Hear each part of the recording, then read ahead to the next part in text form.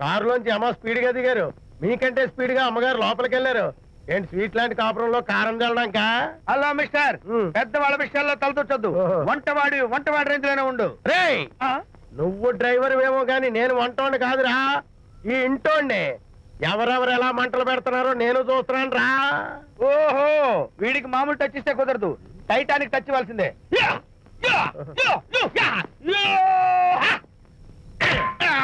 వంటటానికి touch రా, Titanic Titanic. ఇప్పుడు ఏంటి లాభం ఏంటల్లి? నేను ఎప్పుడో చెప్పాను ఆ ఎర్రతోలి పిల్ల నీ కొంప ముంచుతుంది అని. నా మాట విన్నావా? వాళ్ళిద్దరు స్నేహితులు మమ్మీ అంటే నా మాట కొట్టి పారేశావు. ఇప్పటికైనా మించిపోయిందేం లేదు.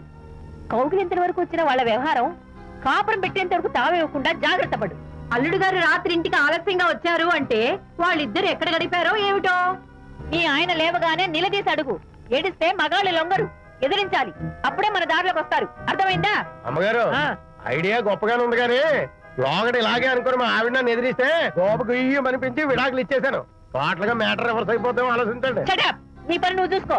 నేను అదే అంటున్నాను అమ్మగారు, ఎవరి పనాలు చూసుకోవడం మంచిదే, లేకపోతే బతుకు పాసెట్టేసిన బిర్యానీ అయిపోతాయి.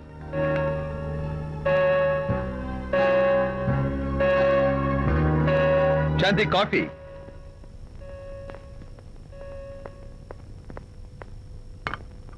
Good morning.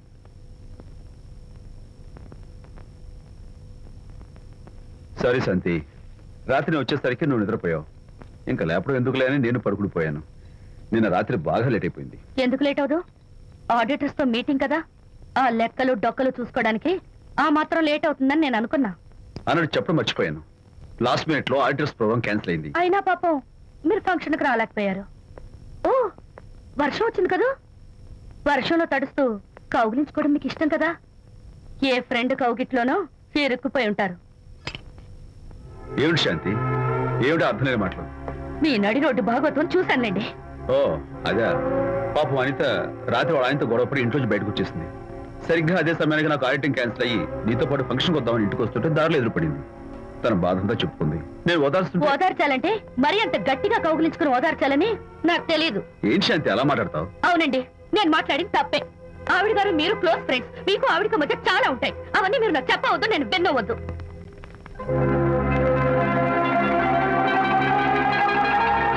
అరే విజయ్, నాన్న విన్నావా? అంతా విన్నాను రా. దీనికి అంతటికి కారణం అనిత. అనిత అంటే అనితో ఫ్రెండ్షిప్ మానేమంటావా? శశా, అలా ఎందుకంటాను? మీ భార్యాభర్తల మధ్య ఇలాంటి అపార్థాలు రాకుండా ఉండాలంటే ఆ ప్రకాష్ కు నాకు చెప్పి వాళ్ళిద్దరిని ఒకటిగా చేయాలి. లేదు నాన్న, ఆ ప్రకాష్ గారు ఉత్తర రోగ్. పైగా నేను వాడి దగ్గరికి వెళ్తాను, అనితకి ఏం మాత్రం ఇష్టం. వెళ్ళొద్దు, వెళ్ళి ఆవేశపడతావు, మళ్ళీ గొడవలు వస్తాయి. పెద్దవాడిని నేను ఉన్నాను కదా, ఎలా సగదిద్దారో నాకు వదిలేస్తాయి. ప్రకాష్, నువ్వంటే చాలా జలస్ గా ఉందిరా నాకు. ఏరా ఎందుకని? అమ్మాయిలకి నువ్వంటే క్రేజ్, అంతా నీవంటే పడతారు ఎందుకు? కచాక్. ఎందుకో తెలుసా? Because I'm the number 1 photographer. That's my style. కచాక్. ఎవడ్రా వాడు? ఆ విజయ్ గారు లేడు, వాడి బాబురా. ధర్మసూత్రాలు వల్లించడానికి వచ్చాడేమో. Babu Prakash, what what? నీ కొడుకు నా కాలర్ పట్టుకున్నాడు, నువ్వు కాళ్ళు పట్టుకోవడానికి వచ్చావు. అనిత కాపురం చక్క పట్టాను, నీ కాళ్ళు పట్టుకోమన్నా పట్టుకుంటాను. అనిత చిన్నప్పటి నుంచి నాకు తెలుసు, చాలా మంచి పిల్ల బాబు. ఎరా, బాయ్ ఫ్రెండ్ చేత మొగుడిని కొట్టించిన పిల్ల మంచి పిల్ల అంటావా? అది మా విజయ్ తప్పు బాబు. ఆవేశపడి నేను కొట్టాడు, అందులో అనిత ప్రమేయం ఏమీ లేదు. మా వారి తరపు నేను క్షమాపణ కోరుకుంటున్నాను. దయచేసి అనితని ఇంటికి తీసుకెళ్ళు. Stop talking nonsense. Shut up. ఎరా, ఇంకోటి పెళ్ళంతో తినడం తప్పుని కొడుకు చెప్పడం పోయి నా క్లాస్ పిక్తాడంటారా ముసలోడు? అయ్యా, కాయకి ఎక్కడైనా పుచ్చుంటే అంతవరకు కోసేసి వాడుకోవచ్చు. పూర్తిగా పుచ్చిపోతే మున్సిపాలిటీ తోటలో పారేయడం తప్ప మనం ఏం చేయలేం. ఇది ఆ టైప్ కేసే. ఏ ఓల్డ్ మ్యాన్, అసలు ఆ విజయ్కి నీకు అమ్మాయిని వెనకేసి రావడం తప్ప వేరే పనేం లేదా? అవును, అసలు నువ్వు ఆ విజయ్కి తండ్రివా, అమ్మాయిల్ని తెచ్చే బ్రోకర్వా? అసలు ఇలాంటి వెళ్ళ ఫ్రెండ్ అవటం వల్లే ప్రకాష్ చెడిపోయారా? ఏం కూసావురా నన్ను, ముసలి నక్క! మా నాన్న మీద చేయి చేసుకుంటావరా? నేను ఇక్కడ నరికి పోగులు పెడతాను. నా ఫ్రెండ్ని కొడతావా? ఫ్రెండా? ఫ్రెండ్ కు స్పెల్లింగ్ తెలియని నీకు ఈ లఫంగా ఫ్రెండ్. నీకంత డెకరేషన్ లేదు.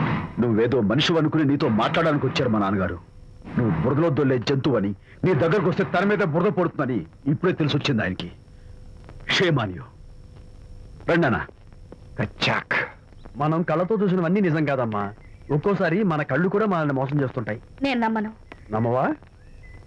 ఒక్కసారి అలా దూరంగా చూడు, అక్కడ ఆకాశం నేల కలిసిపోయినట్టు కనిపిస్తోందా? కనిపిస్తుంది. కానీ కలవు కదా, అంటే మన కళ్ళు మనల్ని మోసం చేస్తున్నాయనే అర్థం. అవును. నువ్వు చూసిన సంఘటన కూడా అలాంటిదే అయి ఉంటుంది. అనవసరంగా అల్లుడు గారిని అపార్థం చేసుకోకు. చక్కటి కాపురం పాడు చేసుకోవద్దు. వెళ్ళి అల్లుడు గారిని క్షమాపణ అడుగు.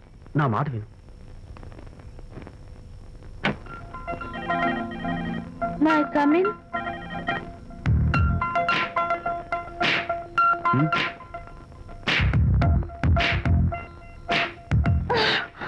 I'm so sorry. డెకరేషన్ జారిపోతుంది, ఎవరైనా చూస్తారు. నా మీద కోపం పోయిందా? ఆ, జరిగిందంతా మర్చిపోతారు కదూ? ఆ, మర్చిపోతాను. ప్రామిస్.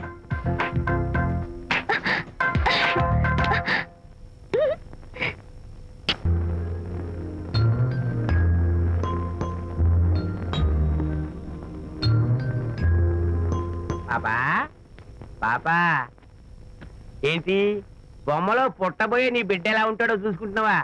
ఎందుకమ్మా, ఓ ఫుల్ బాటిల్ నాకు ఇచ్చావనుకో, తప్పటి అడుగులతో ముద్దు మాటలతో పుట్టబోయే నీ బిడ్డ ఎలా ఉంటాడో కళ్ళ కట్టినట్టు చూపించేటాం. ఏంటి రెస్పాన్స్ లేదు? లీనమైపోయావా? మరి నేనేమైపోను? ఆ?